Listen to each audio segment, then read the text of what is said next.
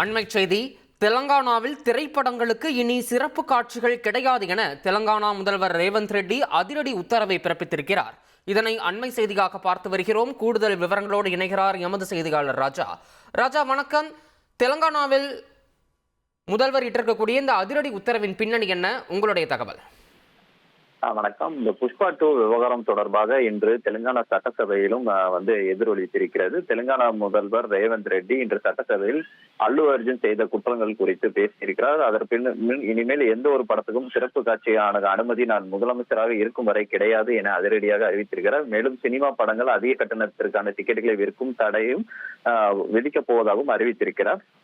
இந்த சம்பவம் குறித்து அவர் மேலும் எடுத்துரைக்கையில், புஷ்பா 2 படத்திற்கு 2ஆம் தேதி பாதுகாப்பு வழங்க கோரி படக்குழு சார்பில் அனுமதி கோரப்பட்டிருக்கிறது. சந்தியா திரையரங்கம் அமைந்திருக்கும் பகுதி அக்கம் பக்கத்திலும் நிறைய உணவு விடுதிகள் எல்லாம் இருப்பதால் அங்கு பாதுகாப்பு வழங்க முடியாது என காவல்துறை சார்பில் தெரிவிக்கப்பட்டிருக்கிறதாகவும், இந்த இடத்தில் குறைஞ்சபட்சம் 10 திரையரங்கு அமைந்திருக்கிறது. 10 திரையரங்குகள் இருக்கும் இடத்தில் நடிகர் வந்தால் கூட்டத்தை சமாளிக்க முடியாது என காவல்துறை தரப்பில் தெரிவிக்கப்பட்டிருக்கிறது. இதையும் மீறி புஷ்பா 2 படத்தின் கதாநாயகன் வந்தது இல்லாமல் காரின் மேல் ஏறி ரசிகர்களுக்கு கை காட்டி இருக்கிறார். அவரை பார்த்து அந்த இடத்தில் ஆயிரக்கணக்கான மக்கள் கூடியிருக்கிறார்கள். 50 முதல் 60 பவுன்சர்கள் அந்த கூட்டத்தை விலக்கி இருக்கிறார்கள். இருந்தபோதும் இதனால் கூட்ட நெரிசல் காரணமாக தள்ளுமுள்ளு ஏற்பட்டு பெண்கள், குழந்தைகள் என அனைவரும் இந்த கூட்ட நெரிசல் சிக்கிக் கொண்டிருக்கிறார்கள்.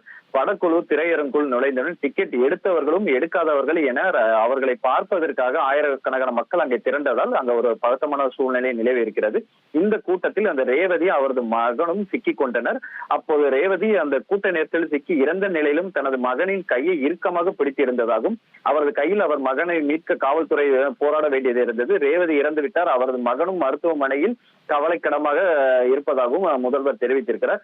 இந்த மாதிரி நிலையில் காவல்துறை தரப்பில் அல்லு அர்ஜுனிடம் திரையரங்குக்குள் வந்து இந்த கூட்டத்தை தங்களால் சமாளிக்க முடியவில்லை. அதனால் அல்லு அர்ஜுன் அங்கிருந்து கிளம்பும்படி கேட்டுக் கொண்டிருக்கிறார்கள்.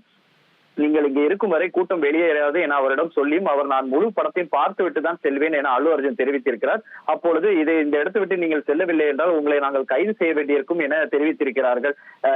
இப்படி இந்த உட்கார்ந்து தனது காரில், அதற்கு பிறகும் அவர் காரில் இருந்து செல்லும் பொழுதும் ரசிகர்களுக்கு கை காட்டி சென்றிருக்கிறார். இவர்களாம் எந்த மாதிரியான ஒரு மனிதர்கள், இவர்களை பற்றி நான் எதுவும் சொல்லக்கூடாதா?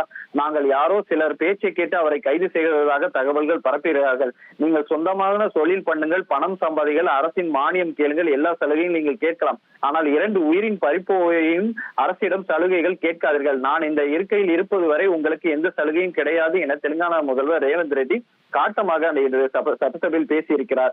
இது போக அந்த பாதிப்படைந்த குடும்பத்திற்கு அரசு சார்பாக 25 லட்சம் ரூபாய் நிதி உதவி வழங்கப்படுவதாகவும் அறிவிக்கப்பட்டிருக்கிறது. தகவல்களுக்கு நன்றி ராஜா. செய்திகளை உடனுக்குடன் தெரிந்து கொள்ள உடனே சப்ஸ்கிரைப் பண்ணுங்க.